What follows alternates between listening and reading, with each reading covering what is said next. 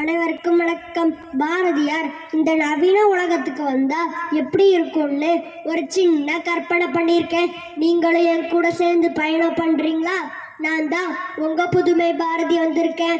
எட்டயபுரத்துல என் வீடு எப்படி இருக்குதுன்னு பார்த்துட்டு இந்த வழியா வந்தேன். இங்க நிறைய பேர் இருக்கிறதுனால நான் பார்த்த விஷயங்கள்லாம் சொன்னா எல்லாருக்கும் சரியா போய் சேரும்னு இங்க நான் சொல்ல வந்திருக்கேன். அழகான காலை பொழுதில் துள்ளி குதித்து விளையாடிய என் தாய் திருநாட்டில் நான் கால் பதித்தேன். புதியதோர் உலகம் செய்வோம் என்றேனே, அதுவன்றோர் இது ஆஹா என்று பிரமிப்படைந்தேன். ஆனால் எல்லாம் மாறி இருப்பதை உணர்ந்தேன். பச்சை பசை என்ற வயல் வரப்புகள் தான் எங்கே, உயர்ந்த மரங்கள் தான் எங்கே, காக்கை குருவி எங்கள் ஜாதி என்றேனே, அந்த பறவைகளின் ஓசை கேட்கவில்லையே, கூ கூ என்ற குயிலின் சங்கீதம் தான் எங்கே, கூறுங்கள் வானை இழப்போம், கடல் மீனை இழப்போம், சந்திர மண்டலத்தில் கண்டு தெளிவோம் என்று நான் பாடினேன். அதற்கு ஏற்றாற்போல் இங்கு வணிகம் நன்றாக நடக்கிறது, மகிழ்ச்சி. காவிரி தென்பண்ணை பாலாறு தமிழ் கண்டதோர் வைகை புறநை நதி என்று நான் பாடினேன். வரும் வழியில் தென்பண்ணையை பார்த்தேன், பாலாறை பார்த்தேன், ஆனால் தண்ணீர் இல்லையே, எங்கே போனது? நல்ல வேளை நான் திருச்சி செல்லவில்லை. என் காவேரி தாய் எந்த நிலையில் இருக்கிறாளோ தெரியவில்லையே. வரும் வழியில் செய்தித்தாளில் படித்தேன், 18 வயது நிரம்பிய குகேஷ் சதுரங்கத்தில் உலக செஸ் சாம்பியன் பட்டத்தை வென்றார் என்று செய்தித்தாளில் படித்தேன்.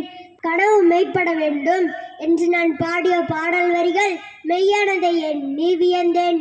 சற்று நடந்தேன், அண்ணாந்து பார்த்தேன், வானம் தெரியவில்லையே, ஏதோ மேகமூட்டம் போல தெரிந்தது. அது என்னவென்று கேட்டேன். மாசு என்றார்கள்.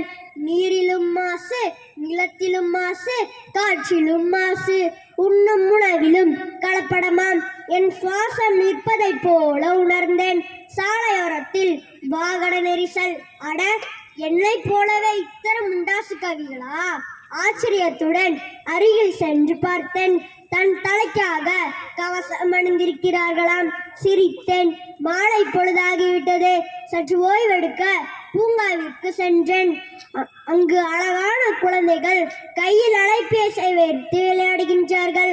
அச்சமில்லை அச்சமில்லை பாடிய எனக்கே அடுத்த தலைமுறை பற்றிய அச்சம்தான் வந்தது. ஐயோ, இதையெல்லாம் பார்க்கும்போது என் நெஞ்சு பொறுக்குதில்லையே. நான் திரும்பி சென்ற பிறகு என் நண்பர்கள் வ.உ.சி.யும் காந்தியும் என்னை கேட்பார்களே, நான் என்ன பதில் கூறுவேன்? இதையெல்லாம் மாற்ற இப்பூ உலகின் நண்பர்கள் உங்களால் மட்டும்தான் முடியும். அலைபேசியை அளவாக பயன்படுத்துவது, சுற்றுப்புறத்தை தூய்மையாக வைப்பது, இயற்கை வளங்களை பாதுகாப்பது, இது எல்லாம் உங்கள் ஒவ்வொருவரின் கடமை. இதை நிச்சயம் நிறைவேற்றுவீர்கள் என்ற நம்பிக்கையுடன் உங்களிடம் விடைபெறுவது உங்கள் புதுமை பாரதி அஸ்வின். நன்றி, வணக்கம். புதியதோர் உலகம் படைப்போம் என்ற ஆசி வழங்கிய நமது புதுமை பாரதிக்கு நன்றியை கூறிக்கொண்டு அடுத்ததாக